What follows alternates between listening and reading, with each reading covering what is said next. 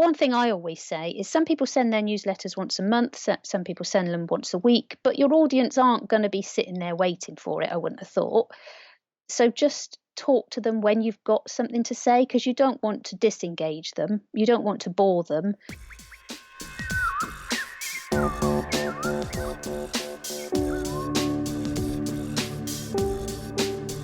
My name's Peter Sumpton, and this is the Marketing Study Lab podcast. A podcast for those that are thinking, have thought and are doing, or already have a marketing qualification. Or even if you haven't, and you just want to know that a little bit more about what good, happy marketing is. As we cover a whole host of marketing topics, I chat to some amazing guests, each one a superstar in their own niche. And if you have a burning marketing question already, or after this episode, get in touch. We'll chat it through. peter@marketingstudylab.co.uk. Or find me on LinkedIn. The link is in the show notes. If you'd like to leave a review on iTunes, this will really help others find this podcast and spread the marketing word. Now let's get on with today's episode.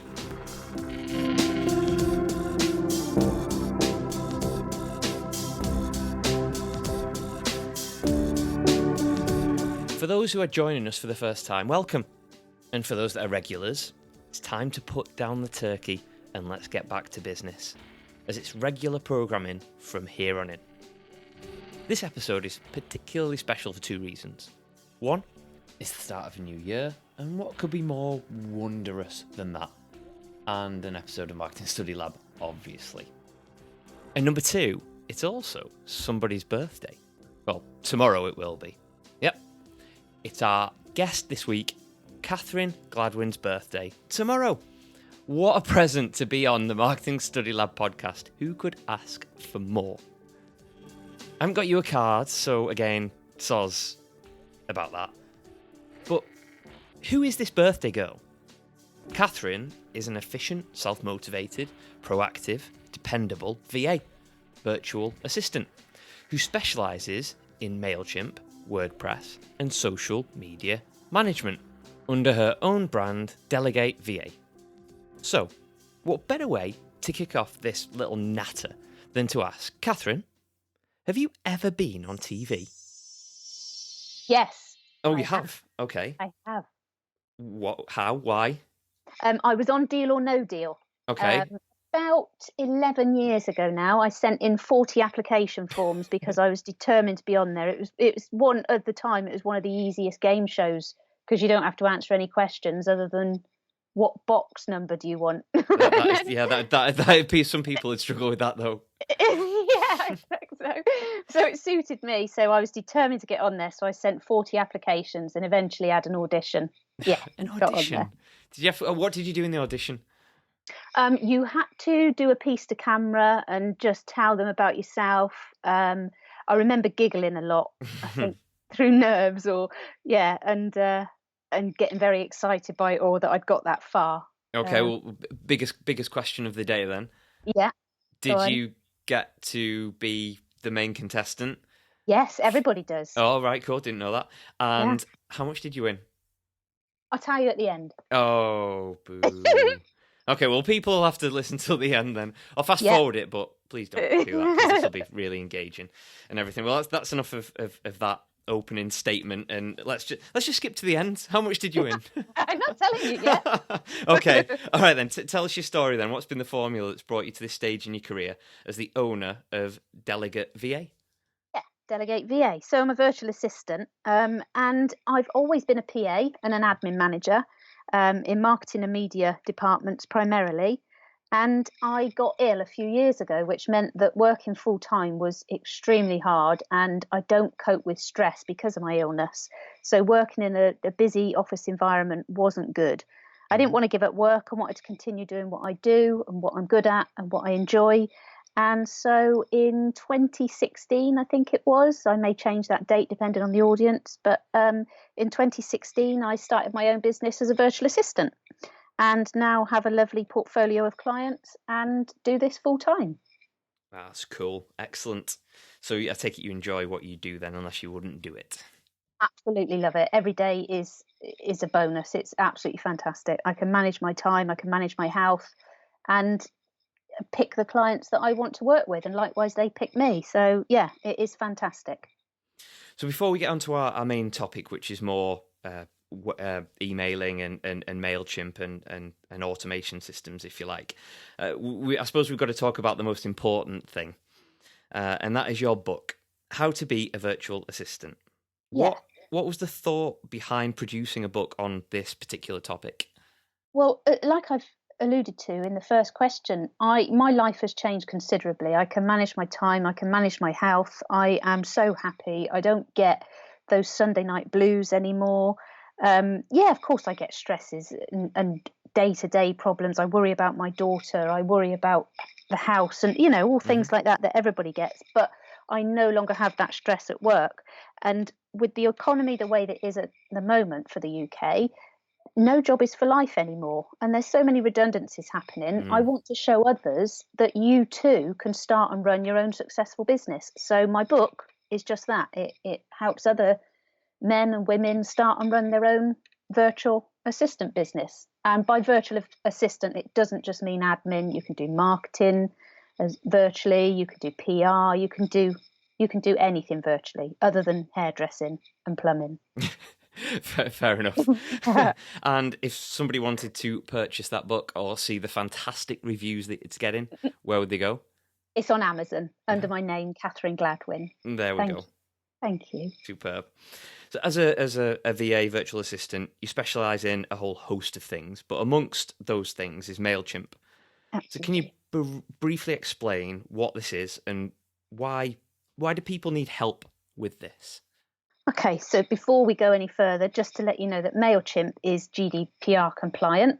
Okay. And it's a piece of software, computer software, that you can use and access via the internet. Initially, I was skeptical about newsletters and marketing because I'm not somebody that actually signs up to them. But apparently other people do. So as long as it's engaging, you can create emails, landing pages, and all manner of things to engage and to communicate with your audience on as regularly as you like, so on a regular basis via email. It all goes via that system, and it gives them the opportunity to unsubscribe. As I said, GDPR compliant. I don't think I've answered that very well. How does it help people? How does it help? So you've explained perfectly what it actually does, but how, why can't I just send an email from my Hotmail? Good question. Yeah, because using Mailchimp, it allows the recipient to unsubscribe very easily, which you need for GDPR compliance. And it also enables you to reach a wide audience at the same time. So you can send one email to lots and lots of people. And you can also send it to groups of people. So as an example, my own mailing list, I've got a group that have bought my book, and I've got a group that haven't bought my book. So I target the emails to them differently.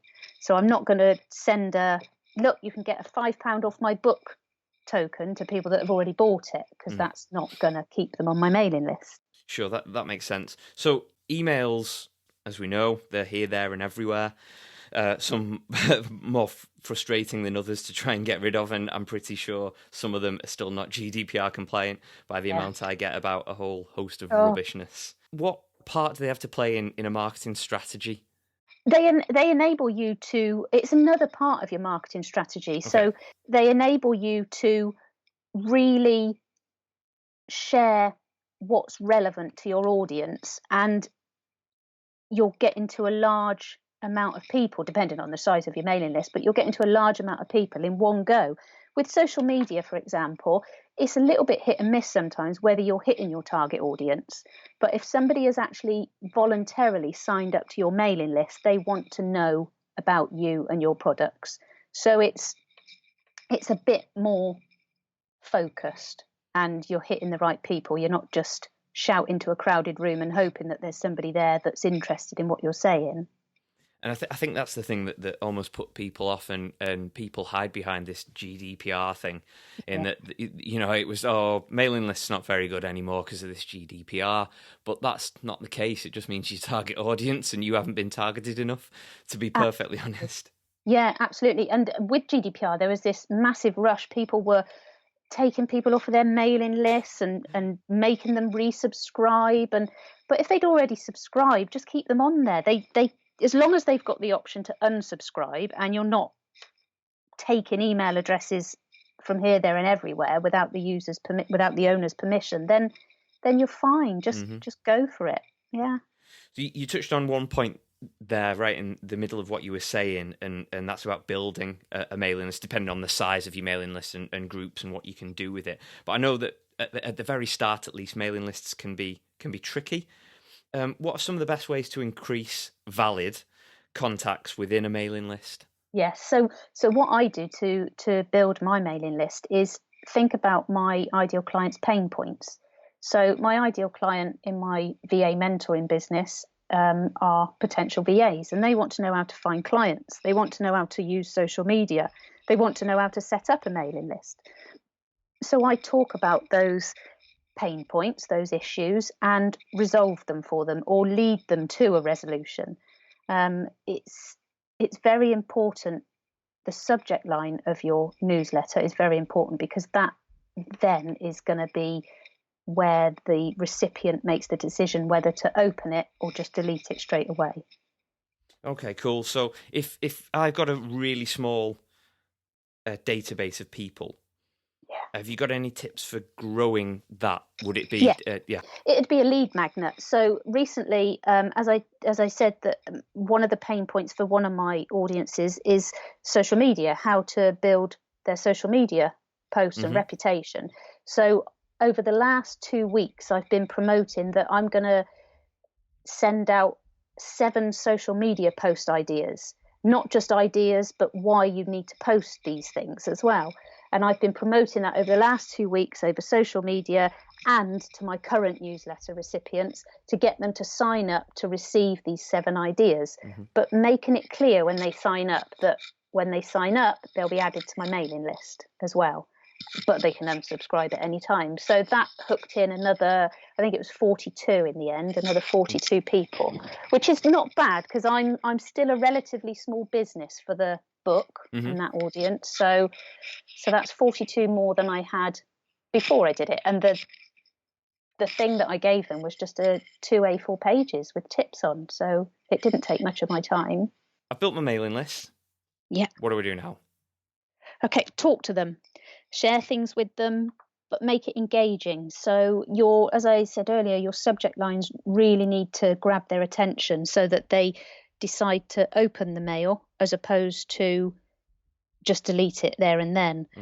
I'm trying to think of an example off the top of my head. Maybe I will later. But one thing I always say is some people send their newsletters once a month, some people send them once a week, but your audience aren't going to be sitting there waiting for it, I wouldn't have thought. So just talk to them when you've got something to say, because you don't want to disengage them. You don't want to bore them. You want it to be interesting for them, and talk to them as opposed to at them. What I do as well is I ask questions and invite my mailing list recipients to come back to me, reply and let me know their thoughts on something I'm discussing and things like that, which opens the line of communication then as well, and you can get a conversation going. So it is all about that conversation and having those almost getting down to the one, or feeling like it's a one-to-one personal communication. But what Mailchimp does is provide you with automation, so you don't necessarily have to think about it. It does a lot for you. Yes. But like we said, you still need that personal touch. Are there certain parts of a business that you'd advise not to be automated? Responses and replies.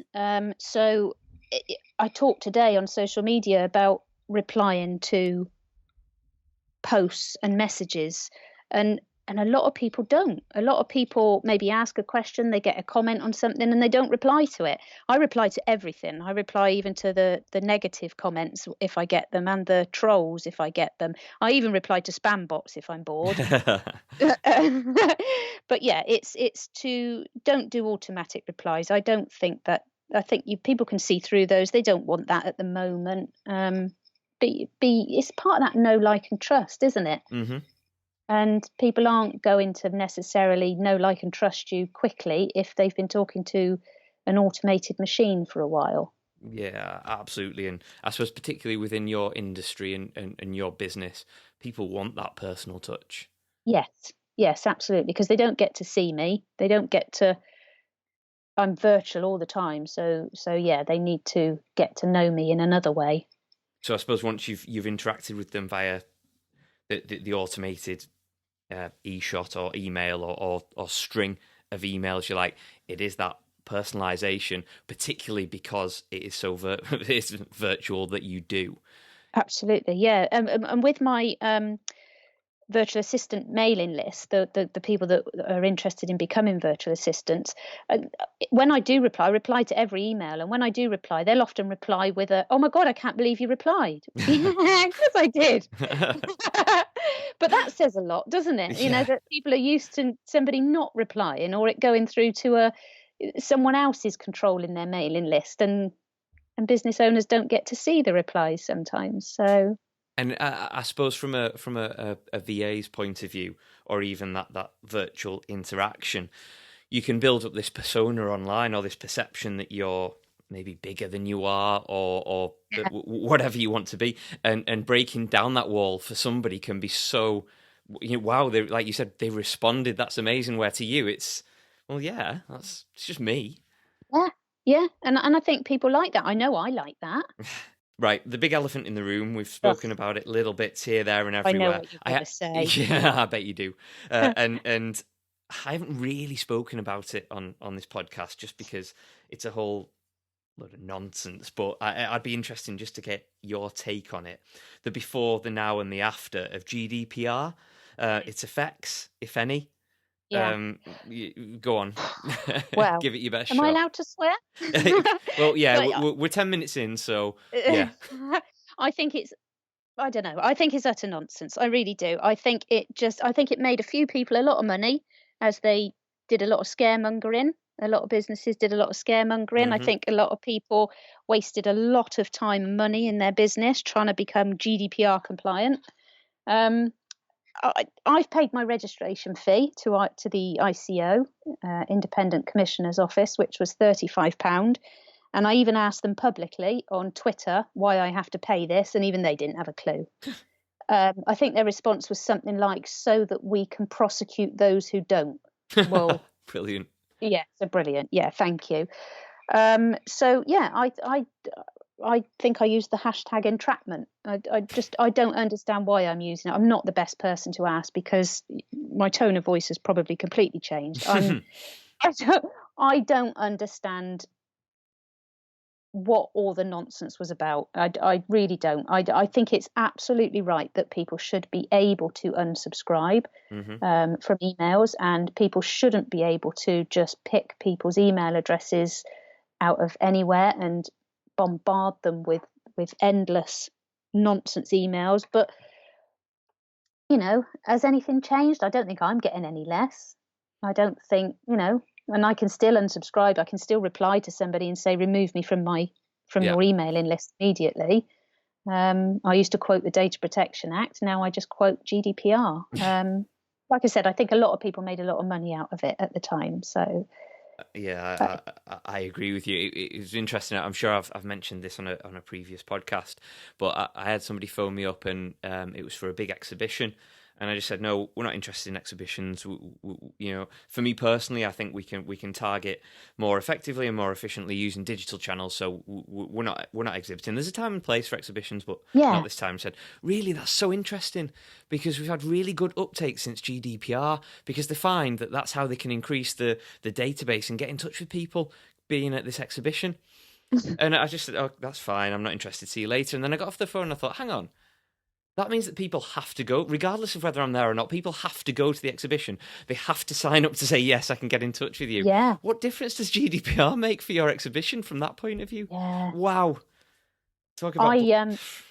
Somebody put a post on LinkedIn. It might have been me, actually, or I might have responded to something. But it was something like, "What does GDPR mean? Does anybody know what GDPR means?" Before it was actually, became legislation.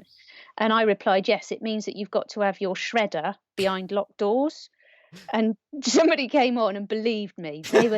They said, "Oh my goodness, I can't believe you think that's it. You need to read the legislation. If you think that's what it is, you're going to be in for a fine." And stuff. No, my shredder's still right next to me, so it's not locked away. Brilliant. Yeah, it's weird. It's just, you've just reminded me then, but I had a thought yesterday, and it was something to do with shredding data and GDPR and that Banksy Yes. post, which at the recording of this has just happened. We're a few months behind, I know, but it was just interesting that you mentioned Shredder, and that's just happened, and yeah, interesting. Brilliant. Absolutely brilliant. Okay, Catherine, are you ready for some quick fire questions? Eek! I'll have a go. Of course you will. Name one must-read business book. Mine. How to be a virtual assistant. Yeah, okay, I'll let you have that. There are anymore. No. I've looked. I've typed in business books and everything in Amazon, and there isn't any. Ah, yeah. Brilliant. There isn't. Anyway, okay. This better not be the same answer. What was the last thing you Googled? How to sort out the lighting on my camera, and then remembered that this is a podcast and not a video. What is your most used app at the moment? It's actually Mailchimp. I'm a bit obsessed. With looking at my numbers. What is your favourite theory, concept, or methodology? For me, the concept is around focusing on my target audience's pain points and addressing those. What part of life do you wish you could automate? Cleaning my teeth. How would you automate that? What, before you got up, or? I just stand there and a machine does it, or somebody else. Wow, that is that is brilliant. Height of laziness there. Love it. Absolutely love it. And final, most important question of the whole thing. And if you fast forwarded to this point, nice one. But rewind and listen. Oh, you there? No, not really. I'm just trying to get away with the amount. Right, I'm leaving that in as well. You've been on TV, Deal or No Deal. How much did you win? I won £21,000. Oh, congratulations. What were the 2 boxes? Can you remember? I had £1 in my box. Oh. And I think the other box was 100,000. I know that the next 3 offers after I took the 21 were all more money. Right. Oh, so, yeah, but who cares? But, hindsight, isn't it? Well, it is, but who cares? 21, it's not bad. For standing and opening a box. Yeah. But, I mean, you do have to hug Noel Edmonds, so... He was quite fit. Oh, blimey. Yeah. The gnome look does it for you. Yeah. Sorry, Noel. I know he's an avid listener. Finally, Catherine, if people want to find out more about Delegate VA or get in touch with you, where should they go? Well, my website's delegateva.co.uk, but I thoroughly enjoy LinkedIn, so come and connect with me on there, Catherine Gladwyn, and we'll have some fun over there. Superb. Catherine, you've been fantastic today. Thank you so much for joining us. Oh, thank you, Peter. I do appreciate it.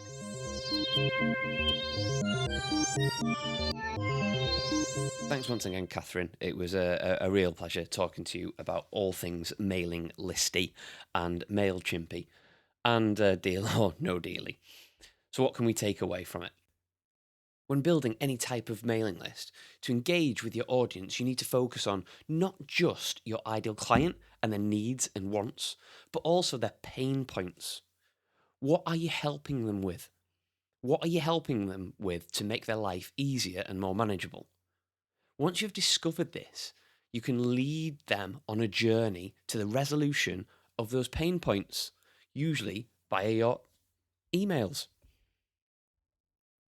Lead magnets can be fantastic for building mail lists. Use other channels, especially social media, as the gateway to gain a following and then convert them into subscribers. Try to keep your core audience up to date with what's going on. Build a reputation for providing good content. The content that people just don't or won't want to miss. And once you have a solid mailing list, make sure you're talking to them and using it. But make sure it's relevant and engaging topics. See, all these tips are ending up in the same place, with engagement. Now, these emails don't have to be for your entire mailing list. Just those that the content you're creating is relevant to. As Catherine explained, she has two. One for people that have bought her book and another list for those that haven't. Make sure your headlines are always interesting as well. Clickbait if you like, but for the right reasons. And always respond to any replies. Don't leave it to an automation system to do all of the work. They're unfriendly, impersonal, and yep, you guessed it, not engaging.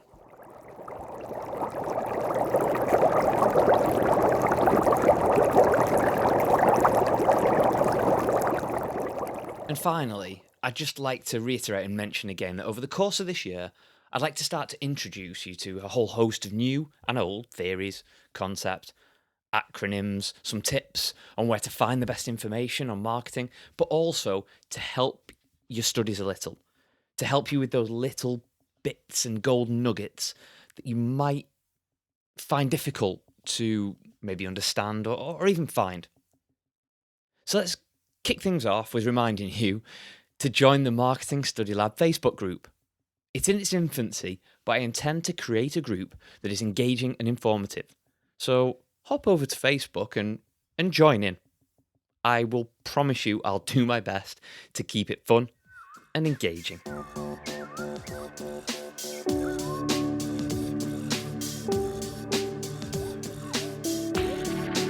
Thank you so much for joining us today on Marketing Study Lab. It really means the world that you're listening to this out there.